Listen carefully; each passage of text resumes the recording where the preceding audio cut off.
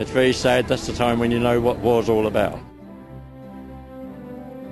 And how we didn't all get drowned, I'll never know. It was miracles that day, D-Day. We had a job to do, and we did it.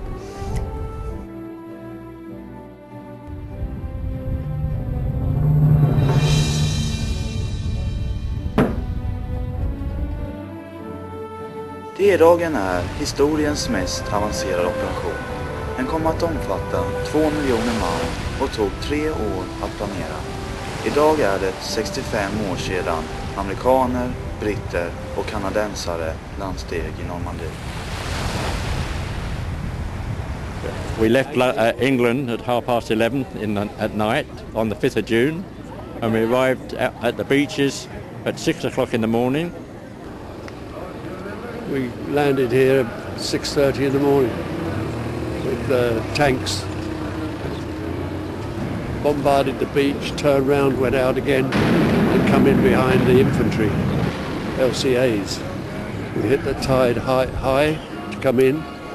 The tide went out and left us there. I was with the forward troops coming in the assault craft on Gold Beach, and that was on the 6th of June, about 20 minutes past 7 in the morning. And our objective lied immediately ahead to establish and maintain the beachhead until relief forces came through. My experience, my D-Day and my birthday was, as I say, we left Portsmouth at 11:30 and arrived at the beaches. We went up on the beach and the bow doors open and the ramp comes down and the tanks all go off, you know. And after they've gone off, the lorries and all that sort of thing go off and follow them. And after they've finished doing that, round the side of the ship are 3-tier bunks. You understand bunks? 3-tier beds round the outside. And then we take on, the ambulances arrive, and then we take on 500 badly wounded soldiers. These guys have just run up the beach. They've got a bullet or a piece of shrapnel or something in them. They go into a dressing station in the sand beach, in the dunes, and they put a patch on them, and we bring them back home. And they're home in the hospital within the day.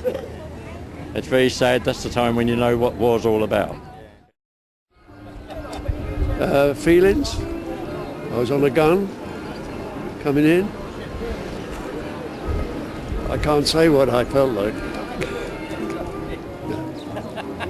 What are you doing there? You say a little prayer to yourself. You know, you don't have to pray in a church. You're standing there. Firing at the beach, not at anybody particular. You're just firing to put a barrage up, you know.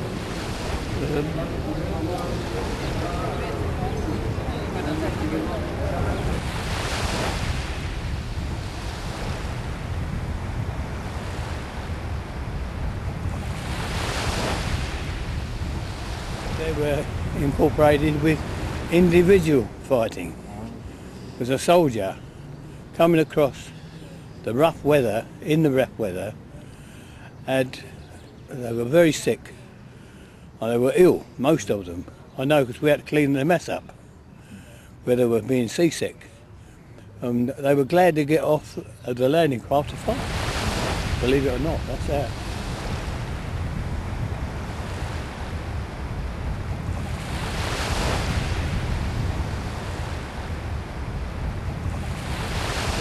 We had the landing aborted because the American crew didn't take us in far enough, and the ramp went down right angles to the boat, and we had to go down a gangway on the side of the ship.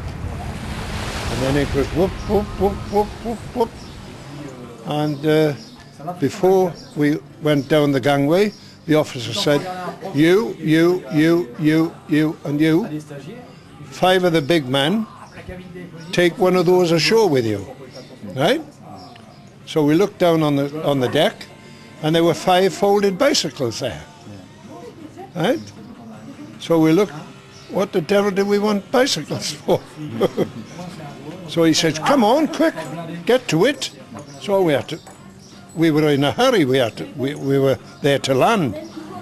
And down, down, down, then the water come up, and the water come up, and the little man in front of me, he said his pack disappeared, and then his entrenching tool disappeared, and then his helmet disappeared, and we had a rope that the American crew had taken out for a guide rope, and I thought, he's going to drown. So I let the rope go, and then I grabbed him by the by the neck of his battle dress blouse, and I lifted him up till he could breathe. And then, of course, it was my turn then, and my pouches with my grenades in it,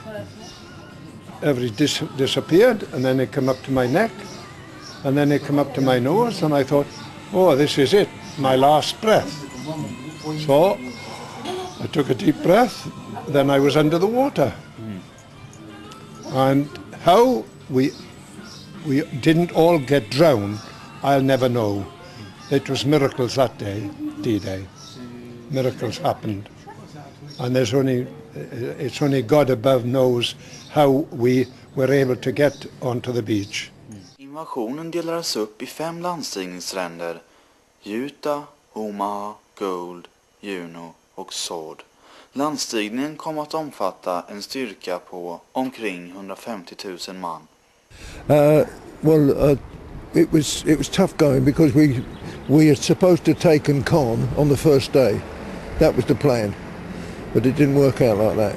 It took 6 weeks to take Caen, and we got in about 8 mile, and then we had to dig in and hold the Germans back, so that our people could build up behind us, and then try to break out. But the trouble was that Montgomery's plan was to draw the German armour onto our position to allow the Americans to build up the other end, up the Cherbourg area, and then break out that way, because there was less German armour in that area. The German forces had mobilised to a more extensive degree and became quite troublesome for the Allied forces to advance. So of course we were slowed down quite a bit. We had to get to Hill 112, which was we got there on July 16th, and then on July 17th I got wounded and sent back. But Hill 112 was a very important hill, because whoever held Hill 112 held Normandy. You could see all round, and we lost 85 tanks to get the hill. Went up twice. The third time we went up, the Germans to the left, so we got straight onto it. But I was at the side with the 15th Scottish Division, and the division lost about 900 men in one day, so I mean, it was quite a battle.